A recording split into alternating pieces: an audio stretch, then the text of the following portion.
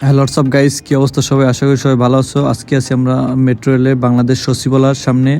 এখান থেকে আমরা যাব ডিরেক্ট টিএসসিতে। ওই জায়গায় বন্ধু বান্ধব আছে আরও অনেকে, তাদের সাথে মিট করবো আজকের দিনটা খুবই স্পেশালি।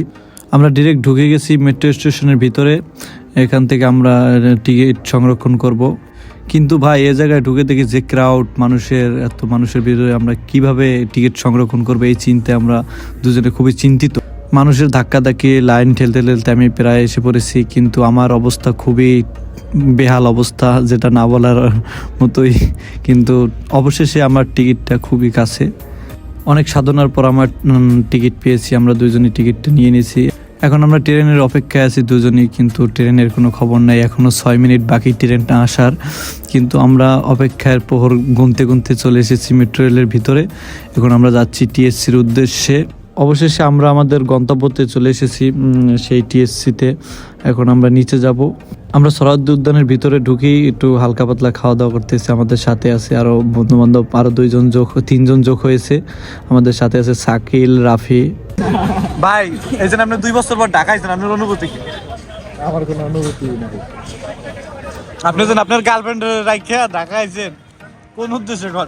মতলব কি ভাই? আপনার কোন ভাই মতলবটা? সে সফল হইতে চায় এবং সে সফল হইয়া তার গার্লফ্রেন্ডকে ফিরিয়ে আনবে। এই যে বিয়া তো পারছন, বিয়া করছে, আর কয়েকদিন পর 3 জন হইবে, 6 পা। এই যে দুল্লা সে ঢাকা আইছে একটা প্রেম করবে, কিন্তু কোনো সন্ধানই মেলে না। আমরা টিএসসি আসছি, আর যদি চা না খাই ব্যাপারটা আসলে অন্যরকম লাগে না? প্লিজ আমাকে ক্ষমা করে দাও। ওরা 3 জন দুধ চা খাইতেছে, আর আমার জন্য স্পেশালি রং চা মালটা দিয়ে। এটা আমারও খুবই ফেভারিট। আমি টিএসসি আসলে সবসময় এইটা আমি টেস্ট করি। এটা আমার খুবই প্রিয়। দাদা চাটা পুরো সেটা ভাঙ্গ হয়েছে। জি দাদা, অস্থির চা। আমি আমার বন্ধুদেরকে নিয়ে দাদা অবশ্যই টিএসসিতে চা খাইতে আসবেন, নাহলে আপনার জীবনটাই বের হবে। অবশ্যই দাদা টিএসসি চা মানে দাদা অস্থির। আমি আমার বন্ধুদেরকে নিয়ে আসবো। ওরা দাদা আপনি কিন্তু পেনশন কিন্তু অবশ্যই আসবেন টিএসসিতে।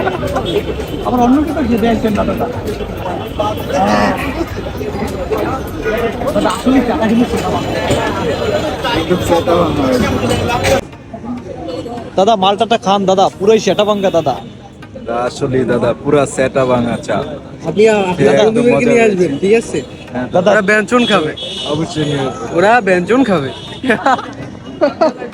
জোস জোস। দাদা চাটা কিরকম হয়েছে দাদা? একদম জোস দাদা, সেটা ভাঙা। দাদা পিনিক কি হয়েছে দাদা? হ্যাঁ দাদা, ভরপুর। দাদা আবার আসবেন তো দাদা? হ্যাঁ দাদা, অবশ্যই আসবো, কেন আসবো না? দাদা আই খেন, অন্য কিছু খাবেন না, ঠিক আছে? আসলে মাদক থেকে দূরে থাকুন দাদা। মাদুক ভালো না, মাদুক কি না বলো। দাদা আসলে চাটা কিন্তু দাদা সেটা ভাঙ্গা পুরো দাদা। অবশ্যই অবশ্যই। দেখতে দেখতে আজকের ভিডিওটা এই পর্যন্তই। দেখা হবে নেক্সট কোনো ভিডিওতে। আল্লাহ হাফেজ, টাটা, বাই বাই।